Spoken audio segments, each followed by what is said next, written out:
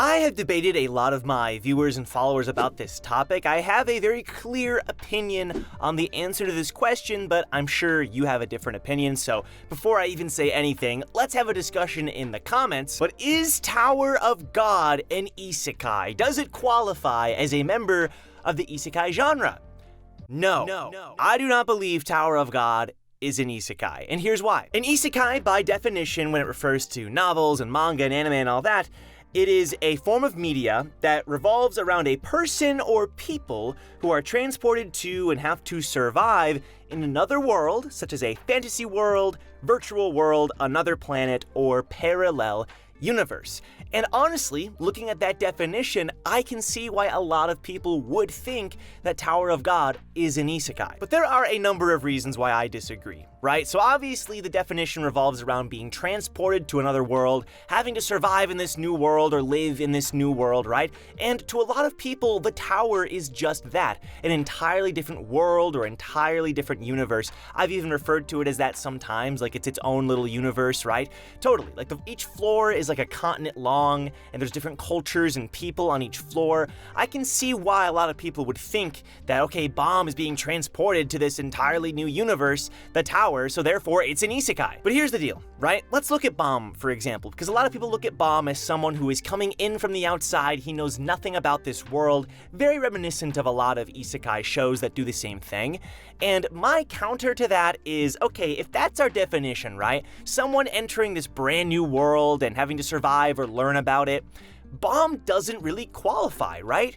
If you think about it, Bomb is from the tower, and I know some people say that doesn't matter, but Bomb is so deeply connected to the tower itself, and even Chapter 1, like the very first time we see Bomb, there's no guarantee that's the outside world, because Rachel even says, I want to get to the outer world, the outside world. I want to enter the tower so I can, like, leave. So a lot of people think, okay, maybe they're even in the tower, or like at the very bottom, the basement of the tower, right? Like, it's just kind of odd that it's like, okay, so Bomb forces the door open, therefore it's an isekai. Okay, so Kun and Rak and Leiroro and Yuri in the past, like, so they're all also a part of this whole isekai thing? Because if you think about it, they lived in like the outer tower and they entered the inner tower. So I guess also everyone else is a part of this whole isekai thing. The only difference is that Bomb is learning about the world because he was literally raised in a cave. To me, that's not like good enough, right? Especially when you look at the tower itself.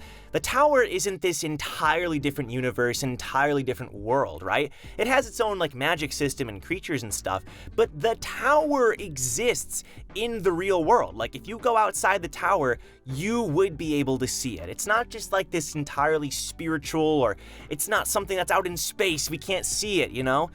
It's implied, at least my interpretation, that the tower is a thing that you can see from the outside. You can enter it if Hedon chooses you, or I guess if you're from the outside, right, you're forcing the door open. And if you even look at the workshop, right, the workshop exists in the tower and outside the tower, which to me proves that, like, the tower itself is deeply connected to the outside world. Right? Like, it's a natural thing. It's not this entirely, like, maybe it's not natural, maybe it's man-made, but like, it's a part of the outside world, right? The outside god knows about it, and Enryu, he sends Enryu in, and Arlen was able to leave, right?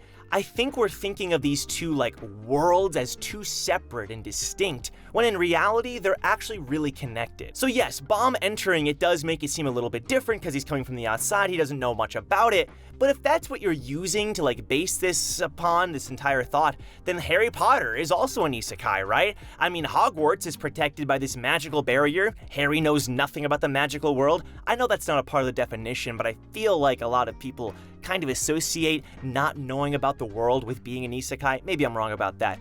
But, like, you know, you're entering from platform 9 3/4 in the train. It's like, in a way, that's an isekai, right? You're entering this wizarding world. They literally call it the wizarding world sometimes, right? Or Percy Jackson, right? Showing up at Camp Half-Blood, you have to be a demigod to enter. It's been a long time since I've read like, okay, is that an isekai because, you know, of all those reasons? No, right? And I can see why Tower of God is a more extreme version of that. It totally is. However, I think maybe some people view it differently. If you look at the lore, you look at the wiki, you can read about how all of these things are so deeply detailed. The tower is a real thing in the real world. Like, this thing exists, right? And maybe it can't be viewed so easily from the outside. I have my own theories about that, but it's just, I feel like the two are connected. It's not like you're entering in parallel universe or anything, right? Even if it may appear that way. Also, the definition, at least the one I'm looking at, is about like survival, and like some people enter the tower and then just like chill. They just live on one of the floors for the rest of their lives. So here's the thing too, like a lot of people are born in the tower and then live in the tower and they never even know that they're in a tower. They just live their lives, you know, like White in his kingdoms that he talked about.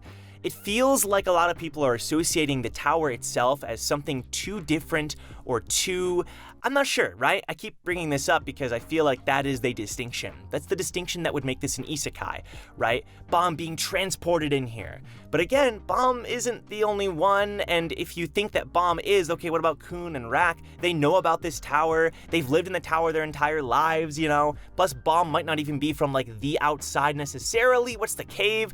Obviously, it begs a lot of questions. Jihad's symbol is in the cave. I'm getting off topic, but my point is, I don't think it's an isekai. I totally get why people think it is, but it doesn't fill the same qualifications, at least to the fullest extent, that would be required from my point of view.